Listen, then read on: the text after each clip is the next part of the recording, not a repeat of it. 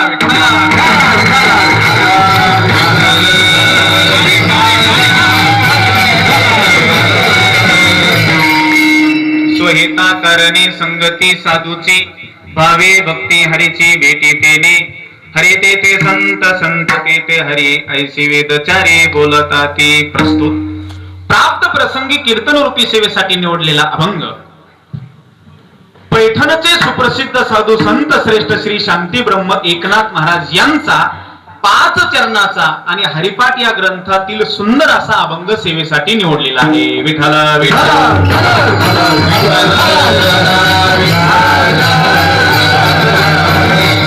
अभंग निवडलेला आहे एकनाथ महाराज यांचा. नाथ महाराज या अभंगाद्वारे संत महात्म्यांच्या संगतीचं महत्व, संत महात्म्यांच्या संगतीचं महिमे आपल्या समोर प्रतिपादन करतात. विठ्ठला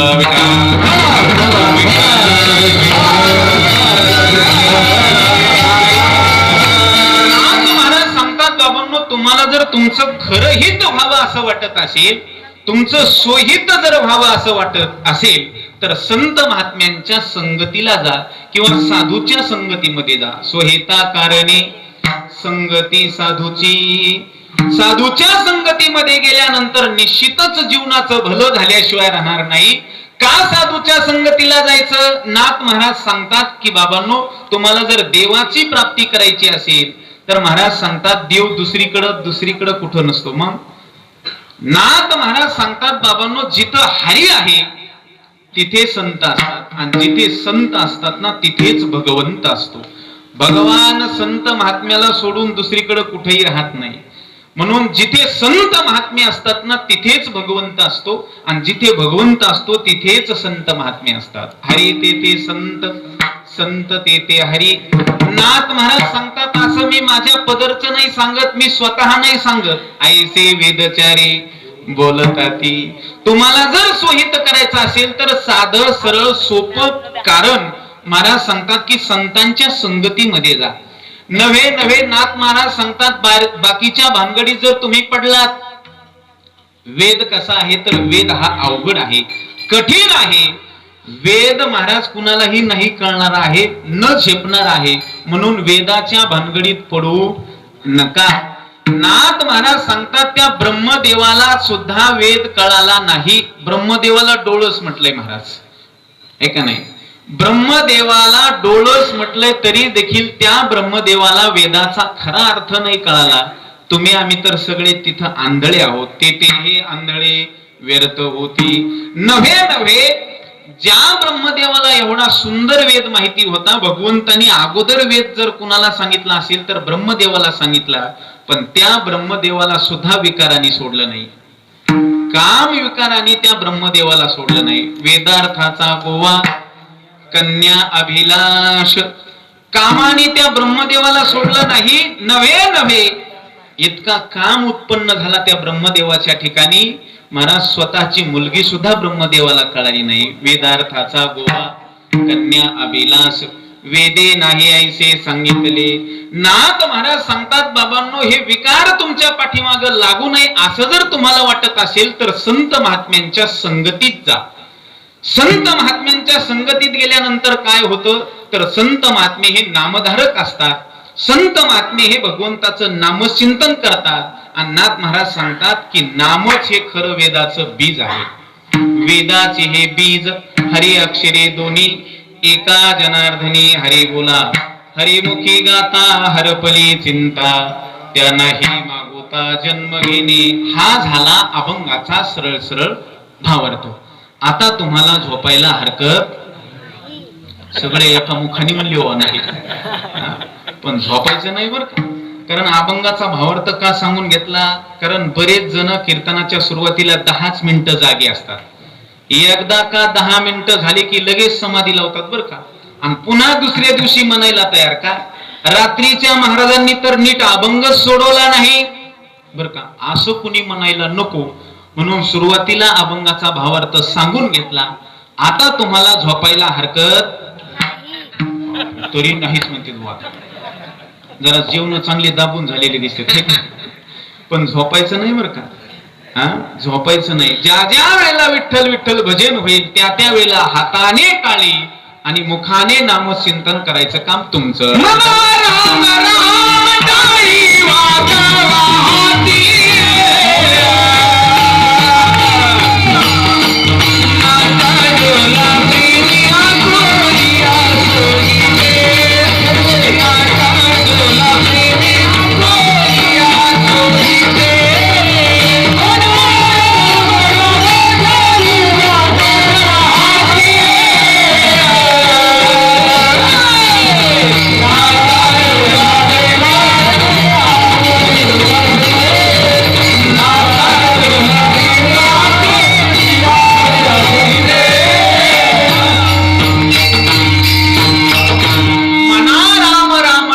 वाजवा हाती, हाताने टाळी आणि मुखाने नामचिंतन करायचं काम तुमचं आहे. विठ्ठल विठ्ठल.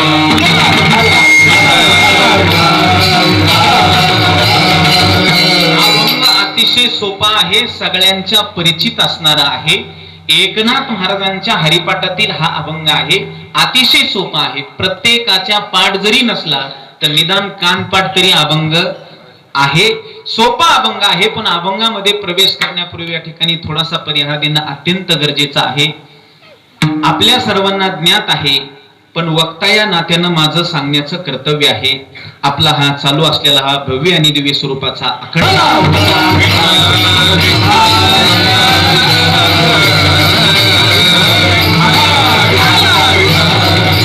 अतिशय गोड नियोजन आहे महाराज. तुम्हाला द्यावे तेवढे धन्यवाद थोडे आहेत महाराज. अतिशय गोड नियोजन.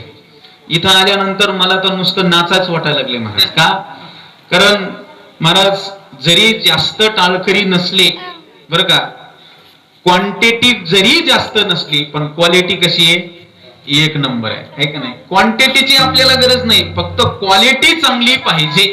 आणि मग महाराज इथं क्वांटिटी जरी जास्त नसली पण क्वालिटी कशी आहे, एक नंबर आहे. अतिशय गोड नियोजन आहे, टुमकदार नियोजन आहे, सुंदर असं नियोजन आहे. समस्त लाड गवळी मंडळ, गवळी मोहल्ला आणि श्रीकृष्ण नवयुवक तरुण मंडळींच्या सहकार्याने सुंदर हा नाम सप्ताह, सुंदर सोहळा या ठिकाणी चालू आहे. आणि या ठिकाणी आजची 6व्या दिवसाची कीर्तनरूपी सेवा आदरणीय नानांनी माझ्याकडे दिलेली आहे.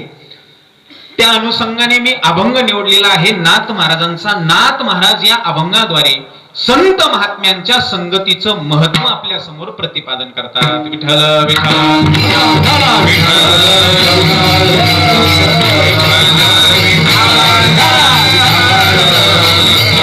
या नाथ महाराजांचा अभंग आहे. त्या नाथ महाराजांचं काय महत्व सांगावं महाराज. सर्व संत महात्म्यांच्या मांदियाळीमध्ये नाथ महाराज हे श्रीमंत होते. बाकीच्या संत महात्म्यांचा जर विचार केला तर बाकीच्या संत महात्म्या जर बद्दल परिस्थिती बद्दल जर बोलायचं झालं तर तुकोबराय सांगतात, जाऊ पोती भिकी उतरी घर राखीती. तुकोबराय स्वतः सांगतात, आम्ही सदैव सुडके जवळी येता चोर धाके. तुकोबराय सांगतात की आमची परिस्थिती अशी आहे, चोर जरी आमच्या जवळ आली तर चोराला सुद्धा धाक पडेल की यांच्या जवळून काय न्यावं. म्हणजे अशी परिस्थिती बाकीच्या संत महात्म्यांची आहे. पण एकमेव नाथ महाराजांची जर परिस्थितीचा विचार केला तर नाथ महाराज हे सर्व संत महात्म्यांच्या मांदियाळीमध्ये श्रीमंत संत आहेत. विठ्ठल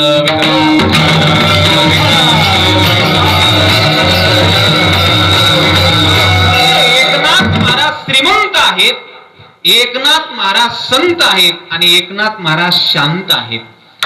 नाथ महाराजांचं काय महत्व सांगावं. नाथ महाराजांच्या जर सामर्थ्याचा विचार केला तर अखिल कोट ब्रह्मांड नायक भगवंताने नाथ महाराजांच्या घरी 36 वर्ष काम केले. महाराज द्वारकेची मूर्त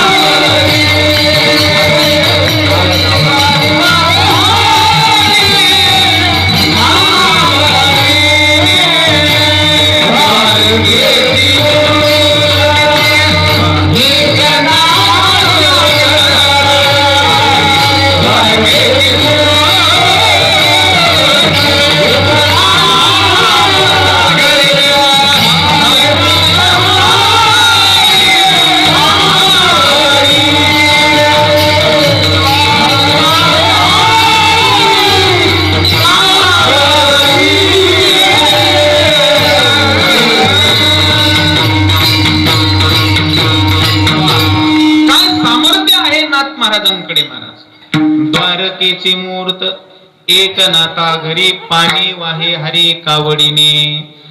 अखिल कोट ब्रह्मांड नायक भगवंताने 36 वर्षे नाथ महाराजांच्या घरी काम केलं. 12 वर्ष कावडीनं पाणी वाहण्याचं काम केलं, 12 वर्ष चोपदारकीचं काम केलं आणि 12 वर्ष चंदन उघडून देण्याचं काम केलं. महाराज श्रीखंड्या चंदन उगाळून करी वस्त्र गंगा तेरे धोतासे. जगाच्या मालकांनी नाथ महाराजांच्या इथे काम करावं एवढा नाथ महाराजांचा अधिकार श्रेष्ठ आहे. विठ्ठल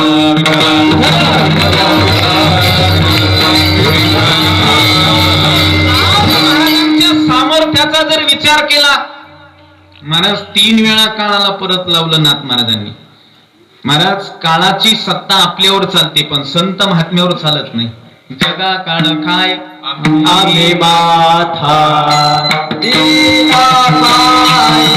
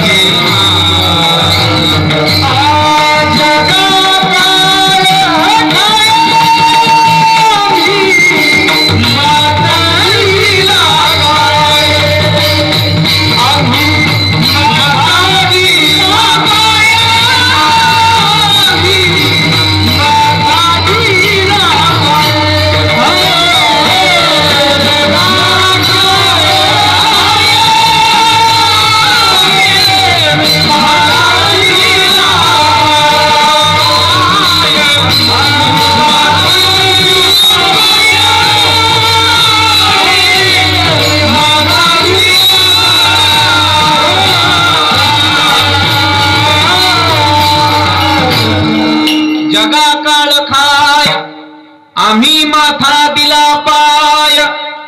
तुकोबाराय तर याच्याही पुढे जाऊन बोलले. तुकोबाराय म्हणले काळ आहे ना काळ आमच्या घरी कामाला ठेवलेला गडी आहे. म्हणले काळ गुलाम सलाम करी तो कया घरी राबतसे. तुकोबाराय म्हणले काळ आमच्या घरी कामाला ठेवलेला गडी आहे. म्हणले तसं नाथ महाराजांनी 3 वेळा काळाला परत लावलं. महाराज आहे कोणाचं सामर्थ्य नाही. महाराज एक वेळेला नाथ महाराजांची प्रेत यात्रा निघाली सर्व कार्य संपल्यानंतर नाथ महाराजांनी आपला देह ठेवला. सामान्य जीव जसे देह ठेवतात तसं नाथ महाराजांनीही आपला देह ठेवला आणि प्रेत यात्रा निघाली. महाराज ज्या दिवशी नाथांची प्रेत यात्रा निघाली त्या दिवशी त्याच गावामध्ये एका गृहस्थाची मुलगी नवीन सासरी नांदायला चालली होती. तिला वाट लावण्याचा कार्यक्रम चालू होता. थाटामाटात तिला वाट लावत होते. सर्व गाव त्या ठिकाणी जमा झालेलं होतं. तेवढ्यामध्ये नाथ महाराजांचं प्रेत समोरून चाललं. त्या मुलीच्या आईनं पाहिलं नाथांचं प्रेत समोरून चाललं.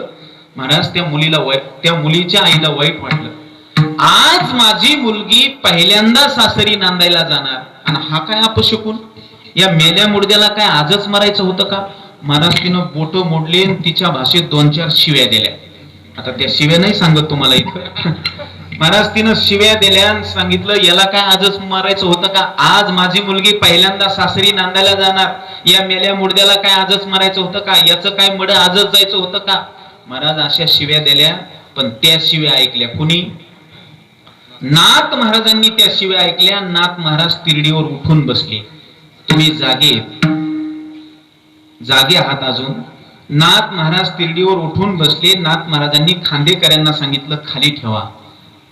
खांदेकऱ्यांनी तिरडी खाली ठेवली. नाथ महाराज उठले आणि चालत चालत त्या बाई जवळ गेले आणि त्या बाईला हात जोडून सांगितलं, बाई आज तुझी मुलगी आनंदाने वाट लाव, मी पुन्हा कधीतरी मरेन. ऐका नाही काय म्हटली नाथ महाराज? तुझी मुलगी आज आनंदाने वाट लाव, मी पुन्हा कधीतरी मरेल. मला सांगा असं जीवाला जमतं का? तुम्हा मला जमतं का? यदा कदाचित काळ समोर येऊन उभा राहिला तर आपल्याला काळाला म्हणता येतं का बाबा यमा 7-8 दिवस थांबावं लागतंय. काही वसुल्या बाकी येतात. कोणाला 3 दिलेले येतं, कोणाला 5 दिलेले येतं, काही उसनवारी येणं बाकी आहे. 7-8 दिवस थांबा, जरा सगळ्या वसुल्या करून घेतो आणि मग 8-10 दिवसांनी जाऊ, असं यमाला म्हणता येतं का? नाही महाराज. काळ आला की तिथं कुणाच चालत नाही. महाराज सांगतात जीवाच्या बाबतीत जर बोलायचं झालं, काळाची एवढी पडेल बा जेव्हा, सोडविना तेव्हा माय बाप, सोडविना राजा देशेचा चौधरी. चौधरी म्हणजे पिपरीचे चौधरी नाही बरं का? पिपरीचे आडनावाचा चौधरी नाही. चौधरी म्हणजे राजा असो नाहीतर राजाचा प्रधान असो. एकदा का काळ आला की महाराज म्हटले तिथं कुणीही सोडवत नाही. पण आमच्या नाथ महाराजांनी 3 वेळा काळाला परत लावलं. विठाला विठाला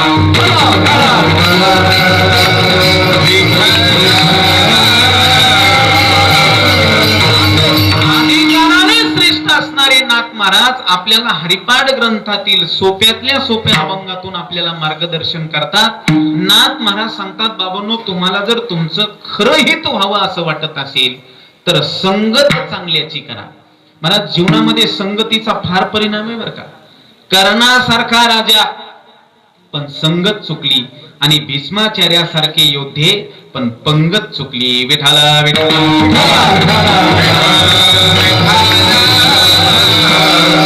संगतीमध्ये आपण राहतो ना तसे तसे आपले विचार घडत असतात. महाराज चांगल्याच्या संगतीमध्ये चांगले विचार, चांगलं आचरण आणि शेवटी त्याला चांगलीच गती प्राप्त होते. वाईटाच्या संगतीमध्ये वाईट विचार, वाईट आचरण आणि शेवटी त्याला अधोगतीला जावं लागतं. पण चांगल्याच्या संगतीमध्ये संताचे संगती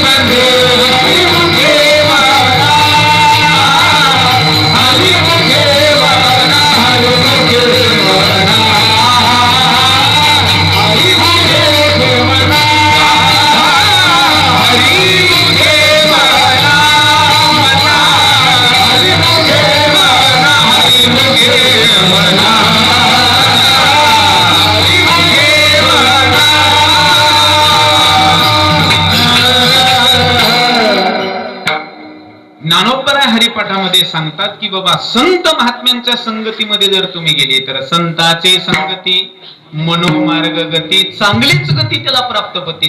पण वाईटाच्या संगतीमध्ये जर तुम्ही गेला तर वाईट म्हणजे अधोगतीला गेल्याशिवाय राहत नाही. ज्यांच्या संगतीमध्ये आपण राहतो तसे आपले विचार होत असतात ना. बैसता चोराचे संगती तैसी होय बुद्धी, देखताची चिंधी मन धावी. चोराची संगत जर आपण केली तर आपल्यालाही एक दिवस चोरी करावीशी वाटते. बैसता व्यभिचारा पासी तैसी होय बुद्धी, देखताची स्त्री मन धावे. महाराज सांगतात जशी संगत तसे तसे आपले विचार होत असतात. किती संगतीचा किती परिणाम आहे तुम्हाला पटवून देतो. स्वाती नक्षत्रामध्ये पडणाऱ्या पावसाचा एक थेंब जर समुद्रातल्या शिंपल्यात पडला तर त्याचा मोती बनतो, आणि तोच थेंब जर सापाच्या तोंडात पडला तर त्याचं काय बनतं, विष बनतं. मला सांगा, तुम्ही हुशार श्रोते आहात, चाणाक्ष श्रोते आहात, मला सांगा समुद्रातल्या शिंपल्यात पडणारं पाणी वेगळं आणि सापाच्या तोंडात पडणारं पाणी वेगळं असं आहे का? नाही ना महाराज, पाणी एकच. स्वाती नक्षत्रामधल्या पावसाचंच पाणी आहे, एकाच ढगातून आलेलं पाणी आहे. मग फरक कशाचा आहे? फरक संगतीचा आहे.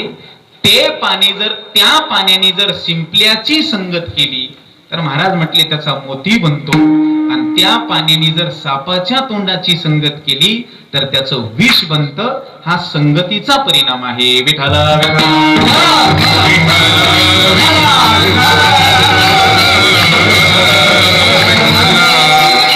वाईट परिणाम आपल्यामध्ये जाणून येतात महाराज. जशी संगत तसे विचार होत असतात. पटवून देतो तुम्हाला. काय झालं, एका माणसाकडे 20 एकर जमीन होती बरं का बाबा. किती एकर? 20 एकर. आणि महाराज अशी काय कोरडवाहू वगैरे नव्हती बरं का. माऊली महाराज सुंदर बागायती जमीन होती महाराज. भरपूर पाणी होतं, पाटाखाली विहीर होती आणि सुंदर विहिरीला पाणी होतं. बागायती जमीन असल्यामुळं त्या माणसाने केली ना बागायत. 5 एकर ऊस लावला, 5 एकर मिरची लावली, 5 एकर कारली लावली आणि 5 एकर चिंचा लावल्या बरं का. चिंचेचं पण चांगलं उत्पन्न आहे बरं का. मस्त त्यांनी बागायती केली महाराज. काय काय लावलं? 5 एकर ऊस, 5 एकर मिरची, 5 एकर कारली आणि 5 एकर चिंचा. आणि केली महाराज मोटर सुरू. आता मोटर सुरू केल्यानंतर आता नीट लक्ष देऊन उत्तर द्या. मला सांगा, ऊसाला गेलेलं पाणी कसं आहे? हा वा. मिरचीला गेलेलं पाणी कसं आहे? वा. कारल्याला गेलेलं पाणी कसं आहे? आणि चिंचेला गेलेलं पाणी कसं आहे? वा. असंच कीर्तन ऐकता का तुम्ही? अहो पाणी कुठं गोड कडून तिखट आंबट असतं का हो? पाणी एकच. पाणी तेरा रंग कैसा जिसमें मिलाये वैसा. अहो पाणी एकच, एकाच विहिरीतलं. मग फरक कशाचा आहे? महाराज म्हटले फरक वाफ्याचा आहे. ते पाणी जर ऊसाच्या वाफ्यात गेलं तर पाणी गोड, ते पाणी जर मिरचीच्या वाफ्यात गेलं तर पाणी तिखट, ते पाणी जर कारल्याच्या वाफ्यात गेलं तर पाणी कडू, आणि ते पाणी जर चिंचेच्या वाफ्यात गेलं तर पाणी आंबट. फरक कशाचा आहे? संगतीचा आहे. पाणी एकाच विहिरीतलं, पण त्या पाण्याने जशी संगत केली तसं त्याचे गुणधर्म बनत असतात. विठाला विठाला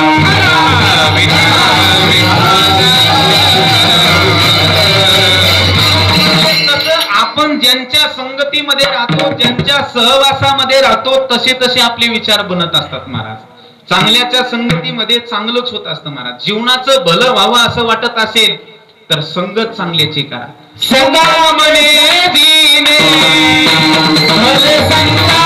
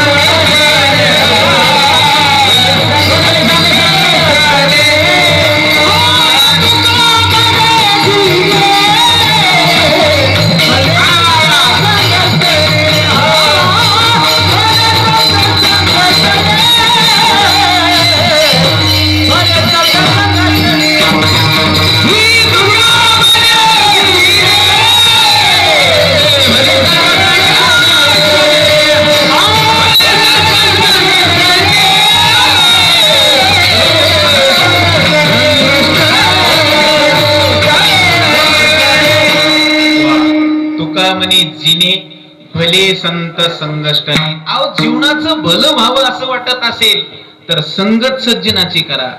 संगत जर तुम्ही चांगल्याची केली तर निश्चितच भलं झाल्याशिवाय राहणार नाही.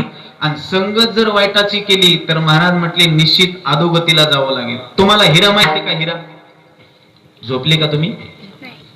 हिरा माहितीये का? हिरा पाहिलाय का कोणी? कुठं पाहिला? पाहिला नाही. पण हिरा प्रत्येकाला माहितीये. मी त्या हिऱ्याचे तुम्हाला गुण सांगतो. गुण महाराज, ओरिजिनल हिरा जो असतो ना, त्या ओरिजिनल हिऱ्याचे गुण असे असतात. तो हिरा जरी आयरिनीवर ठेवला आणि वरून किती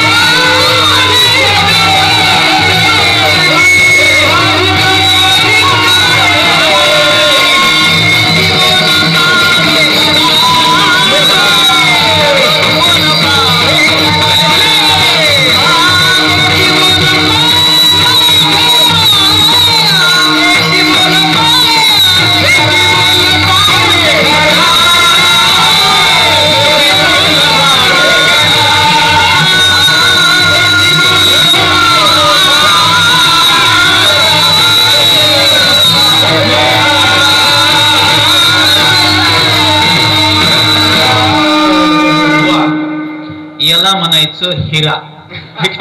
हिरा हिराचे बर काय महाराज. संगतीचा किती परिणाम आहे सांगतो तुम्हाला. हे जे आमचे माऊली महाराज आहेत ना, रघुनंदन महाराज भोसले, हे खर तर सुरुवातीला आळंदीला आलते नानाकडे महाराज. आणि त्यावेळेला सुरुवातीला जेव्हा आलते ना, तेव्हा त्यांच्या जीवनामध्ये म्हणजे मातीचा गोळा होता. मातीचा गोळा घरच्यांनी वेड म्हणून काढून दिलं होतं. आज त्यांच्या तोंडावर सांगतो, वेड म्हणून घरून हाकलून दिलं. म्हणले महाराज काही येत नाही, याला घेऊन जा म्हणले.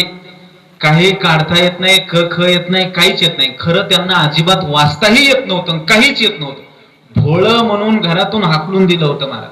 पण तिथं आळंदीला आल्यानंतर कोणी स्वीकार केला नाही. नानांनी त्यांच्या रूम मध्ये ठेवलं आणि नानांनी एकच वाक्य सांगितलं, बरं का माऊली, काहीच करायचं नाही. रोज जाऊन आजन वृक्षाखाली बसायचं आणि ज्ञानेश्वरीवर नुसतं असं पोट फिरवायचं. माऊलीनं सांगितलं, नाना मला वाचता येत नाही. त्यांनी सांगितलं, वाचू नको, काहीच करू नको, नुसतं आजन वृक्षाखाली जाऊन नुसतं बोट फिरव. मला अजूनही ते शब्द आठवतात. नानांनी सांगितलं, नुसतं बोट फिरव, काहीच करू नको. तसं माऊली रोज जायचे ना, आजन वृक्षाखाली बसायचे, ज्ञानेश्वरीवर नुसते बोट फिरवायचे. एक दिवस परिणाम असा झाला, त्यांना खडखड ज्ञानेश्वरी वाचता येऊ लागली. खडखड. हा संत महात्म्यांच्या संगतीचा चमत्कार आहे. विठ्ठल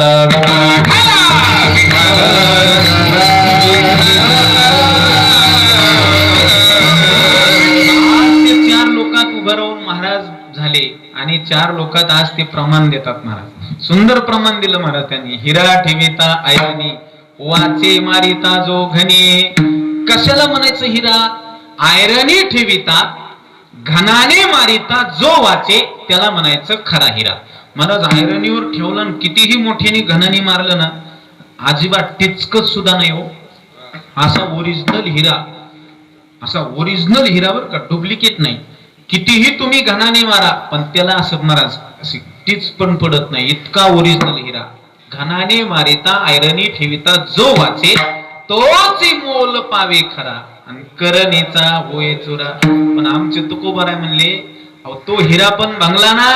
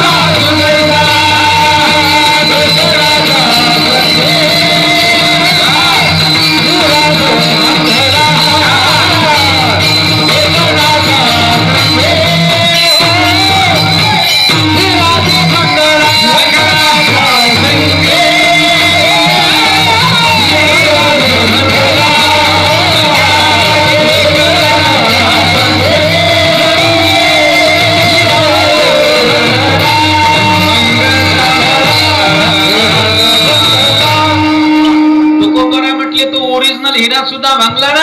कुणाच्या संगतीमुळे? डेकनाच्या संगती. डेकन माहिती का तुम्हाला?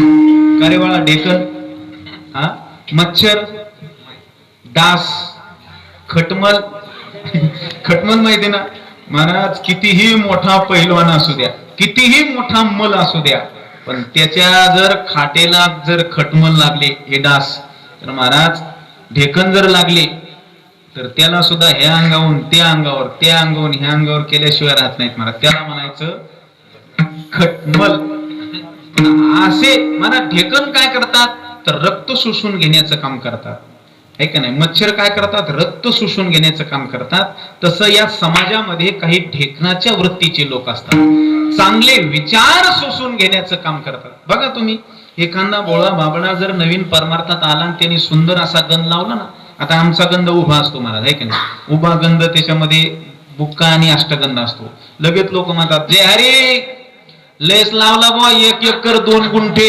पहा म्हणजे ते पुढचं 1 एकर 2 गुंठे, त्याला वाटतं नाही लावलेलं बरं, ते लवकर घरी जातं गंध पुसून येतं महाराज. एखादं जर आळंदीला पहिल्यांदा गेलं, गावात कुचरवट्यावर काही बसलेले असतात, लांबूनच त्याला जय हरी घालतात. जय हरी, जय हरी.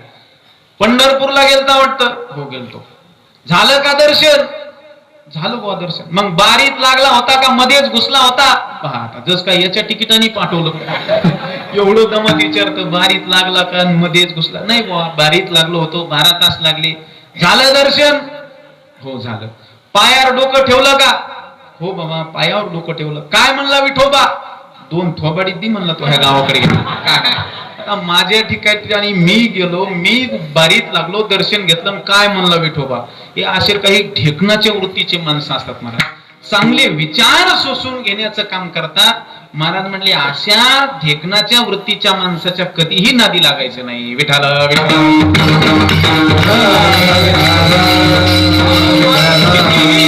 असू द्या, किती चांगला असू द्या, पण संगत जर वाईटाची झाल्याशिवाय राहत नाही महाराज.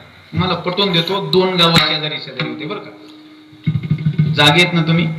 2 गाव शेजारी शेजारी होते आणि महाराज ज्या गावामध्ये ब्राह्मण होता त्या गावामध्ये नाभी नव्हता, आणि ज्या गावामध्ये नाभी होता त्या गावामध्ये ब्राह्मण नव्हता. झालं असं, ज्या गावात ब्राह्मण होता तिथं एक जणाचं दाहू होतं आणि खौड करायची होती, म्हणून तिथं नाभी लागत होता. इकडच्या गावातल्या लोकांनी तिकडच्या नाव्याला महाराज आवतन दिलं, आणि ज्या गावामध्ये नाभी होता त्या गावामध्ये सत्यनारायणाची पूजा होती, म्हणून तिकडच्या लोकांनी इकडच्या ब्राह्मण बुवाला बोलवलं. पूर्वीच्या काळ महाराज, आणि निघाले महाराज ब्राह्मण बुवा, निघाली, आपली पिशवी घेतली, पंचांग पिशवीत टाकलं, निघाले पायी प्रवास. पूर्वीचा काळ. इकडेही महाराज नाभी बुवाने आपली धोपटी घेतली, धोपटीत काय वाटी वस्तारा वगैरे टाकला आणि निघाले नाभी बुवा. नाभी बुवा कळलं ना तुम्हाला? हा, आणि निघाले महाराज. पूर्वीचा काळ पायी पायी निघाले, दोघही एका झाडाजवळ आले. सुंदर असं मोठं झाड होतं, गार सावली होती, उन्हाळ्याचे दिवस होते. दोघांनाही विसावा करा वाटला आणि दोघही त्या ठिकाणी विसाव्यासाठी बसले. बसल्यानंतर महाराज नाविकवाला होती सवय, थोडं व्यसन होतं महाराज. नाविकवाने खिशातून तंबाखू काढली आणि हातावर अशी तंबाखू घेतली आणि त्याच्यातल्या बिया निवडायला सुरुवात केली. एक एक एक एक अशा बिया निवडू लागले आणि बिया निवडून झाल्यानंतर नाविकवाने लगेच पाणी घेतलं आणि त्या तंबाखूवर असं शिंपडलं आणि मस्त चोळून चोळून मळून मळून त्याची अशी सुंदर गोळी बनवली महाराज. गोळी बनवली. लगेच एक बाजूला नारळाची शेंडी होती, त्या नारळाच्या शेंडीची सुंदर गाठ मारली. आता कळलं असेल तुम्हाला. आलं, खोल दे पलक दे दुनिया की झलक, बम बोले टेकड़ी वाले कैलाश के राजा, हमने चिलीम भराया ताजा तू दम लगाने आजा. महाराज एखाद्या गांजा ओढणाऱ्याला जर म्हणलं ना हे वाईट हे ओढू नका, ते म्हणते तो महाराज हा भोले बाबाचा प्रसाद आहे. पहा आता कधी यांनी पाहिलं भोले बाबाला गांजा ओढताना काय माहिती. काही काही लोक म्हणतात महाराज. महाराज त्या नाविकवानी केलं ना सुरुवात महाराज, असा ताव मारला ना असा झुरका मारला. शेजारी ब्राह्मण बुवा बसले होते, ब्राह्मण बुवाच्या तोंडाला सुटलं ना पाणी. ब्राह्मण बुवाला वाटलं गोडधोड लाडू जिलाबी रोजच आपण खातो, पण याची बी चव आज घेऊन पाहू. ब्राह्मण बुवाने बाजूला पाहिलं, कोणीच नव्हतं, दोघच होते महाराज. हळूसकून ब्राह्मण बुवा बी सरकले ना नाव्याकडं. सरकल्यानंतर महाराज नाव्याला बी तेवढं सोबती पाहिजे होतं. लगेच नाविकवानी ब्राह्मण बुवाकडे चिलीम लांबवली. ब्राह्मण बुवानी घेतला ना एक झुरका. झुरका घेतल्यानंतर अशी चढली महाराज त्या ब्राह्मण बुवाला. तास 2 तास तिथंच गेले. लोक विचार करू लागले किती वेळ झालं ब्राह्मण बुवा आले नाही. इकडचे लोक विचार करू लागले नाही बुवा आले नाही. हो नाही बुवा, हो ब्राह्मण बुवा. दोन्ही गावातून आवाज आले ना. आवाज आल्यानंतर घाई घाई असं झालं, यांनी पिशव्या उचलल्या, पण नाव्याची पिशवी ब्राह्मणाने उचलली आणि ब्राह्मणाची पिशवी नाव्याने उचलली. उचलल्यानंतर निघाले घाईघाई. आणि घाईघाई निघाल्यानंतर तिथं सत्यनारायणाच्या ठिकाणी ब्राह्मण बुवा गेले. म्हणले काय ब्राह्मण बुवा, ब्राह्मण नाही आपल्या परिसरात, तुम्हीच एकटे ब्राह्मण आणि इतका वेळ करता. आवरा लवकर, पूजा करायची, लोकांना जीव घालायचं. लगेच ब्राह्मण बुवा पाटावर बसले आणि पाटावर बसल्यानंतर पिशवीत हात घातला. कशाला? पंचांग काढायला. हातात पंचांग नाही आलं, वाटीन वस्त्र हातात आला.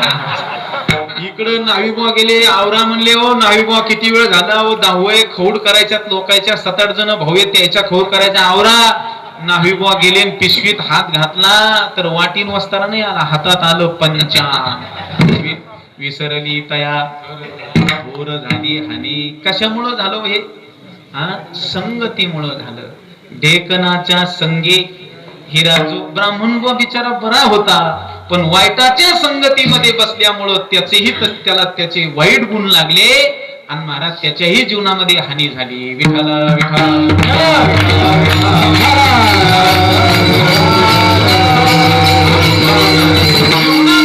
भलं व्हावं असं वाटत असेल, चांगलं जर व्हावं असं वाटत असेल तर नाथ महाराज सांगतात, बाबांनो तुम्हाला जर तुमच्या जीवनाचं भलं व्हावं असं वाटत असेल, तुमचं सोहित व्हावं असं वाटत असेल तर संगत साधूची करा, अभंगाची. संगती साधूची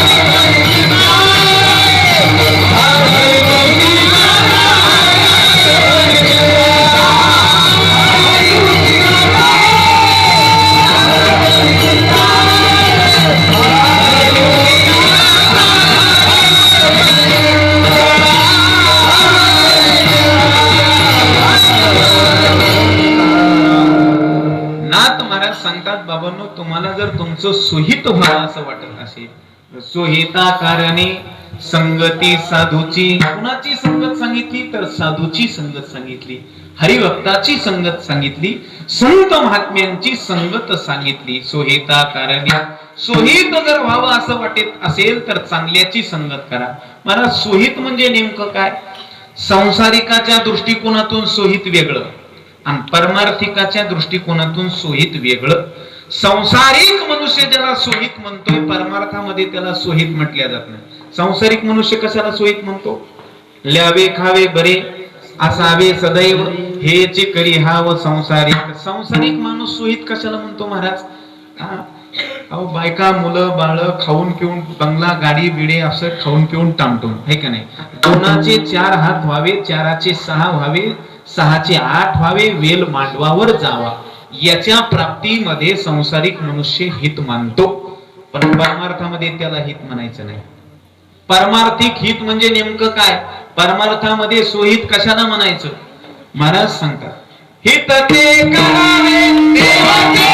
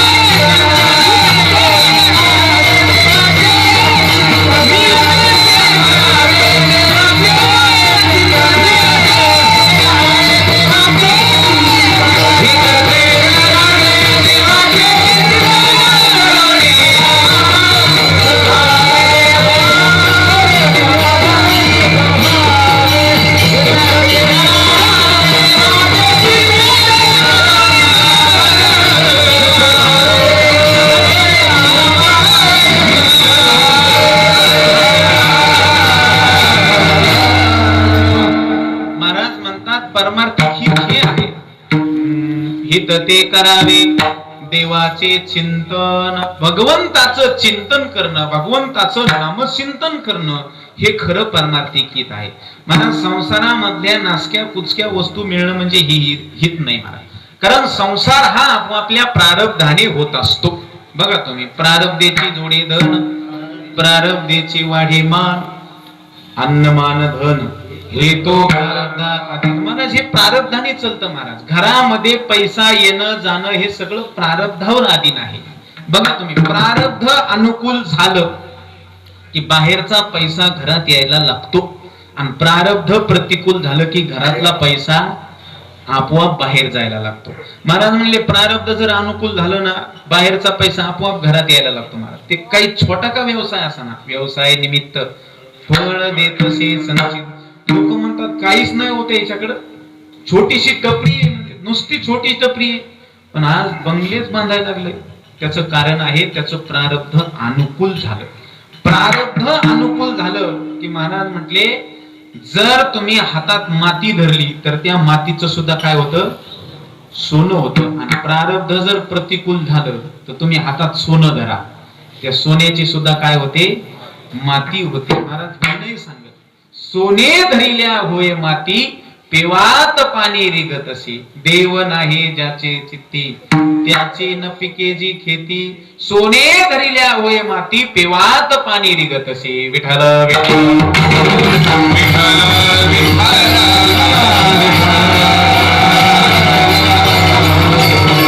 संसारामध्ये पैसा मिळणं, श्रीमंत गरीब होणं हे सगळं प्रारब्धावर अवलंबून आहे. म्हणून संसारिक माणसांनी संसारामध्ये ओढाताण करायची नाही बरं का. हे आपोआपल्या प्रारब्धाने होणार आहे. महाराज याला खरं हित म्हणत नाही. नाथ महाराज सांगतात, बाबांनो, तुम्हाला जर तुमचं सोहित व्हावं असं वाटत असेल तर साधूच्या संगतीमध्ये जा. सोहिता कारणे संगती साधूची. काय करतात साधू महाराज? माय बाप जेवढे आपल्यावर उपकार करत नाहीत ना, तेवढे उपकार संत करतात, है का नाही? बाप न करी ऐसी माय, केले उपकार सांगू मी काय. बाप न करी ऐसी माय, माय बाप जेवढे उपकार आपल्यावरती करत नाहीत तेवढे संत करतात. देवाचे सुद्धा एवढे उपकार नाहीत महाराज. बघा तुम्ही, मायबाप आपल्याला देहदान देतात, भगवंत आपल्याला काय करतो? जीवदान देतो महाराज. जेने हा जीव दिला दान, ठीक नाही. पण संत महात्मे असं दान देतात महाराज, असं दान देतात. संत महात्म्यांचं दान हे कितीतरी कल्प गेले तरीही संपत नाही. असं कोणतं दान संत महात्मे देतात तर महाराज सांगतात, कृपा दान केले संती कल्पांती ही सरेना. कृपेचं दान संत महात्मे करतात महाराज, असं दान देतात महाराज. दानाचे अनेक प्रकार आहेत बरं का.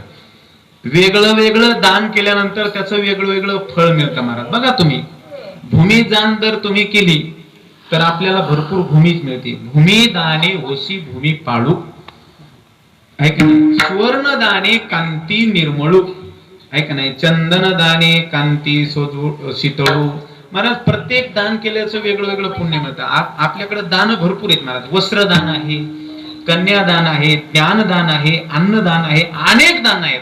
पण त्या दानाचं वेगळं वेगळं फल आपल्याला मिळतं महाराज. तुम्ही जर भूमिदान दिली एखाद्याला तर महाराज पुढच्या जन्मात आपल्याला नुसती भूमीच मिळते, है का नाही. ते साताऱ्याचे राजे उदयनराजे भोसले, त्यांच्याकडे कितीतरी 1000 एकर जमीन आहे.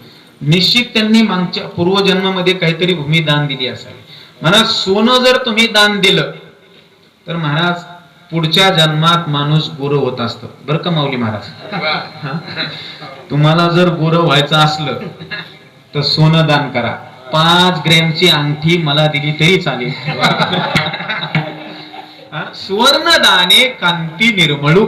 महाराज सांगतात प्रत्येक दानाचं वेगळं वेगळं फल आहे.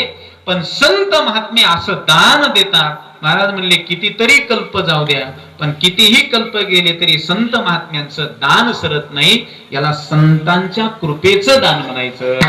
विठ्ठल विठ्ठल.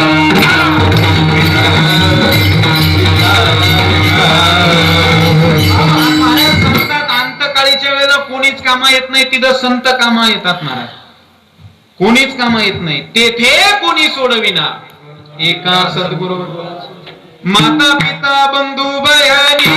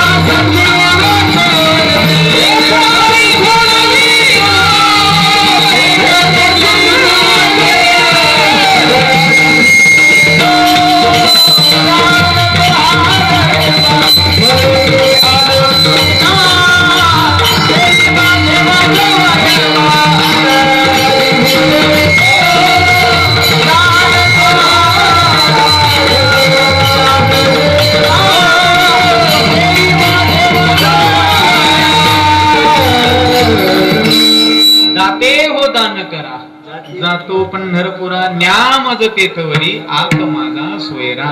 महाराज सांगतात तिथं शेवटच्या क्षणाला कोणी सोडत नाही. माता पिता बंधू बहिणी कोणी न पावती निर्वाणी. इष्ट मित्र सजन सखे येतो सुखाचे मांडणी. महाराज जे आपल्याला मानतात ना, ले झालं तर महाराज स्मशानापर्यंत येतात का? येतात सोबत. आपल्याला मानणारे कवटी फुटेपर्यंत वाट पाहतात, आहे का नाही. आपल्याला मानणारी, आपल्यावर प्रेम करणारी बायको ले झालं तर दारापर्यंत येताना. देहगृहाची कामिनी तिथवर राहिली भुवरी. मितव जळत असे स्मशाने अग्नी सवेकला. तिथं कोणीच कामाला येत नाही महाराज. हे आपल्याला चांगलं कळलं कोरोनाच्या काळामध्ये, आहे का नाही. कोरोनाच्या काळामध्ये चांगलं कळलं महाराज. आपुले कोणीच नव्हती आणि निश्चय चित्ती दृढ झाला. कधी झाला?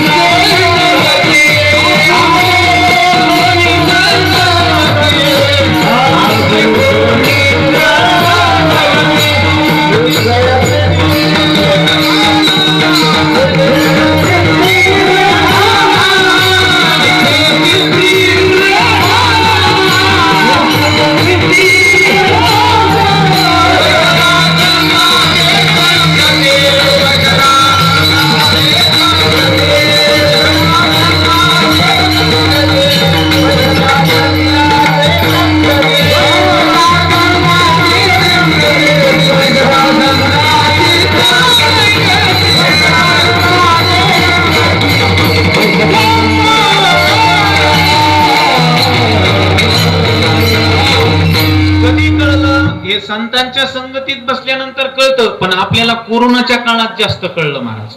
ज्याला कोरोना पॉझिटिव्ह झालं त्याला तर चांगलंच कळलं महाराज. अहो महाराज, कोरोना होता का नव्हता तो भाग निराळा, पण ज्याला कोरोना झाला त्याला लोक घरात सुद्धा घेत नव्हते. गावोगावी महाराज अशा काट्या टाकल्या होत्या रस्त्याने, रस्ते खांदे होते, बाहेरचे आत नाही ना आतले बाहेर नाही. घरचं सुद्धा एखादं कोरोना पॉझिटिव्ह झालं तर लोक त्याला लांब नेऊन शेतात ठेवायचे महाराज, आणि डब्बा सुद्धा लांबून असा काठीनं द्यायचे. 2 गज दुरी, मास्क हे जरुरी, त्याला सुद्धा लांबून डब्बा महाराज. आपुले कोणीच नव्हती. अहो महाराज, कितीतरी हजार करोडोदीस लोक दवाखान्यात सरकारी हॉस्पिटल मध्ये मरून पडले. घरी फोन केला, अहो तुमचे पिताश्री गेले.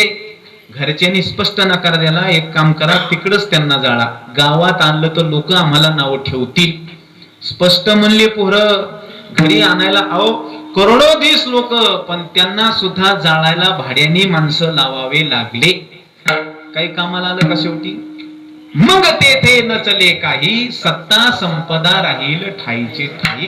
महाराज म्हणले आपलं कोणीच नाही या जगामध्ये, संत महात्म्याशिवाय किंवा सद्गुरु शिवाय या जगामध्ये आपल्याला कुणीही सोडवणार नाही. आपल्या पुढं पुढं करणारी आपली बायको ले झालं तर कुठपर्यंत? जोपर्यंत पैसा आहे तोपर्यंत. पण एकदा का पैसा निघून गेला तर तीच बाई म्हणते, महाराज त्याचं काही राहिलं नाही आता, त्याचं आता चिमणीवाणी तोंड झालं, तोंडावर सुरकुत्या पडल्या, म्हाताऱ्याचं आमच्या काही नाही राहिलं. आता मला वाटतं या देवाने त्याला आता टपकन उचलावं. कोण म्हणत? बाईल म्हणे खर मरता तरी बरे, नाशिले घर थुंकुनिया. त्याच कारण आहे मला, जन हे सुखाचे दिल्या घेतल्या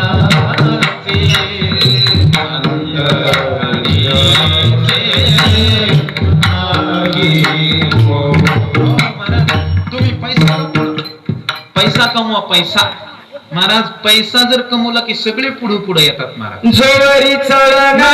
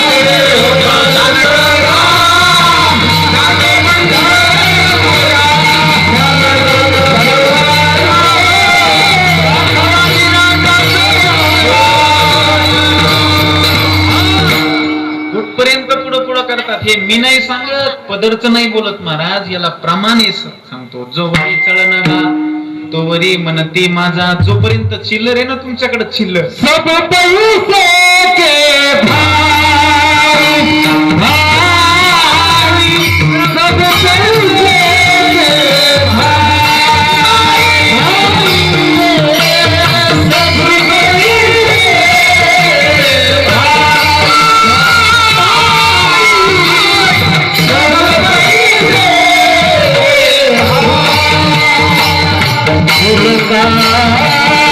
साथ नहीं गया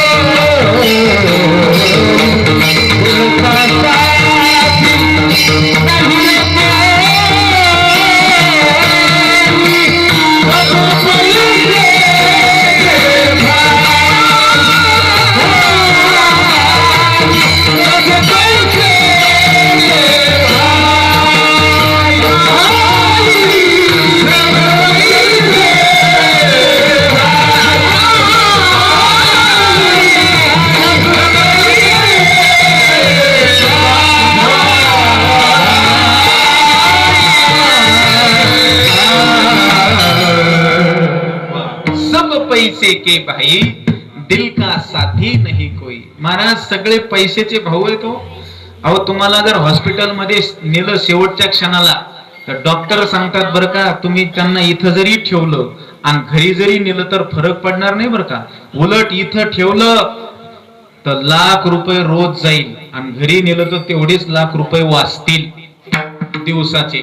तुम्ही ठरवा कसं करायचं तर. मग पोरं म्हणते एक काम करा, नाहीतरी बाबाचं वय झालंय आहे का नाही, नाहीतरी आता त्यांचं काही शरीर साथ देत नाही, इथं ठेवून लाख रुपये रोज जाण्यापेक्षा आता बाबाला घरी घ्या, तेवढंच आपण दृष्टीनं पाहू. महाराज पोरं दवाखान्यात ठेवीत नाहीत, हॉस्पिटलमध्ये ठेवीत नाहीत.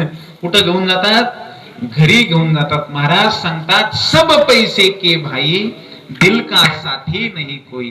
म्हणून अंतकाळीच्या वेळेला जर कामा कोण येत असेल तर महाराज सांगतात संत महात्मे किंवा सद्गुरु कामा येतात. ते कोणी सोडविना एका सद्गुरु वाचुनी. म्हणून करायचीच असेल तर संत महात्म्यांची संगत करा आणि प्रपंचामध्ये चढाओढ न करता या ठिकाणी परमार्थामध्ये त्या ठिकाणी तातडी करा. संत समागमी धरावी आवडी करावी तातडी परमार्थाची. म्हणून नाथ महाराज सांगतात बाबांनो, जीवनाचं भलं व्हावं असं वाटत असेल, खरं हित व्हावं असं वाटत असेल तर सोहिता कारणे संगती साधूची. काय होईल महाराज? भावी भक्ती हरीची भेटी तेने. देवाला प्राप्त करण्याचं एकमेव साधन जर कोणतं असेल तर महाराज म्हणले संत संगत आहे.